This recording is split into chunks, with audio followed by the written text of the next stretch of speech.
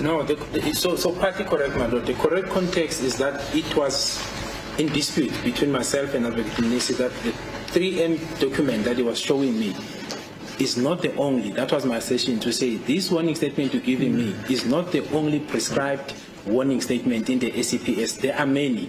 There is no specific prescribed warning statement in the SEPS, and I said there's not even an authority that talks to that. As a result, that's when I offered to say I can embark on an exercise to show different warning statements that are currently in use, to show that this is not the only one, and there's no authority that says this is the only one that must be used.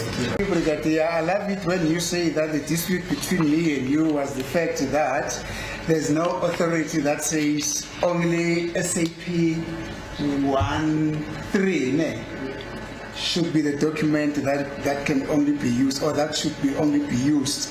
Thank you. I had to go back because, you know what, Advocate Mnisi is brilliant. He literally told Gininda, he knew from the very beginning, he knew from the get-go that Gininda was going to deny that there is a prescribed warning statement that must be used in the SAPS. He let him go about having that exercise where he ran to go and find the 5 statement. Advocate Mnisi knew it. And Brigadier Gininda played into it. Last year, Gininda went to get those statements. That's why Mnisi didn't care when he came back with them and tried to say, hey, I brought them back.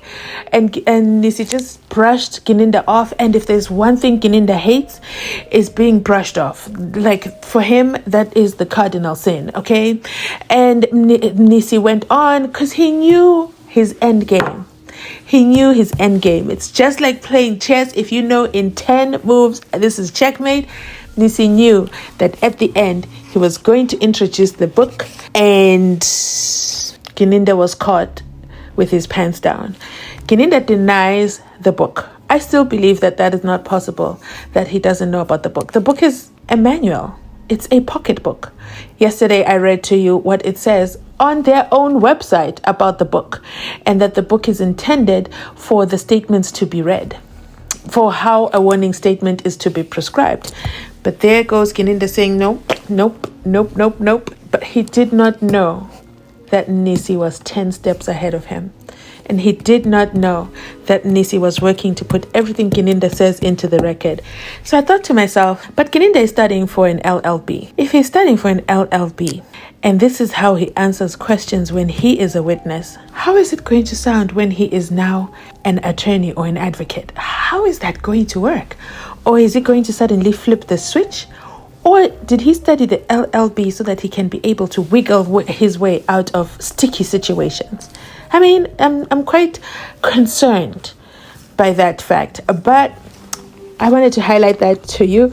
Brilliance by Advocate Mnisi. And then not only that, you have to remember as well that Mnisi said ignorance of the law could never be an excuse. Gininda is claiming ignorance of the book. Is that an excuse enough to pardon him for not having a warning statement with Wangani Ntanzi over there at the Carltonville parking lot?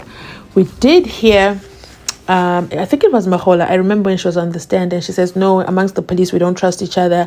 So we do all our sessions in parking lots so that, things don't leak out. This unit, Gininda, Mahola, Mohane, they love doing things in the parking lot.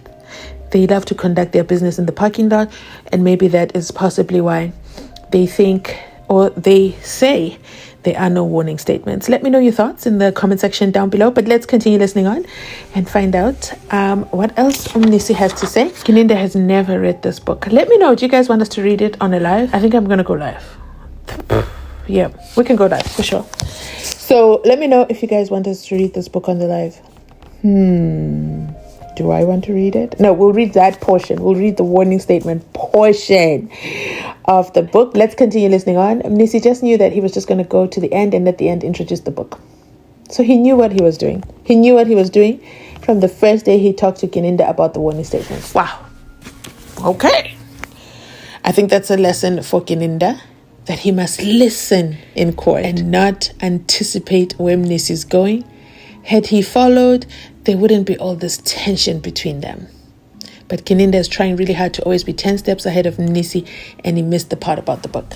Subsequent thereto, you brought 5 documents from 5 different police stations. Now my numbering, it's a bit, I know they're from 1 up to 5. Now mine only numbered ZZ4 and ZZ5. Probably a mistrail of how the others were numbered. Because I want to go through them one by one. On the 16th of June, Bongani Ntanzi suddenly found himself incarcerated. Bongani Ntanzi is the youngest of all the accused. As well, he was the sole breadwinner for a family of 10 people. He's also a father to a young son. And since the 16th of June 2020, he has not been able to be granted bail, first of all. And secondly, I wonder if his family is able to travel to visit him in the prison since he has been incarcerated and he was the breadwinner. So how are they making ends meet? How are they paying for transportation to visit Bongani Ntanzi? Those are some of the untold stories that we don't know about what happens in the case of incarceration. His mother, she cannot bring herself to watch the proceedings. On the 16th of June, 2025. It will be 5 years since Bongani Ntanzi was first arrested. Now the question becomes, will this case end before the 16th of June? Will there be a judgment publicized? Okay, will the judgment be publicized prior to that? We heard Mnisi request an adjournment so that he can go and familiarize himself with the case for accused number 1, whom he is now representing.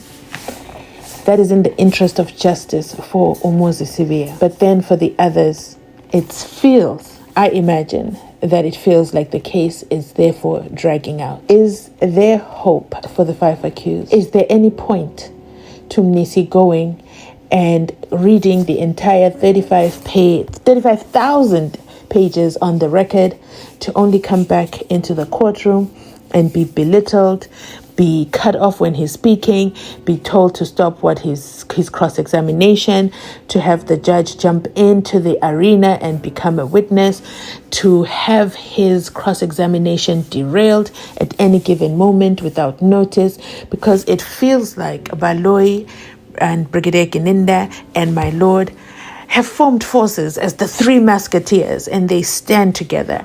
Yes, they're state employees, but is the judge not supposed to listen to all evidence and to give everyone a fair opportunity in the interest of justice? And this I'm asking, if justice is what is being sought in Judge Rutta's courtroom. I don't know if Mnisi going to read. One thing we know, Mnisi will do a thorough job, he will do a brilliant job, and he will come back and represent to the best of his ability. I want to hear from you. Do you think that there's any point in him investing his time after the display we saw this week, just this week alone, with the judge lamenting that Mnisi will read his judgment? He's not going to give him a chance to respond. He just has to wait to hear his judgment. How is the judge able to say that out loud? And how are we not hearing anything from the JP with regards to just that statement? You will read this in my judgment. Let me know your thoughts in the comment section down below. I'm going to end this video right here. Thanks so much for watching. I'll catch you on my next upload. These voluminous documents, the court can just look at these voluminous documents, and I'll also have to study them and go and consult with Mr. Nure in order to get proper instructions.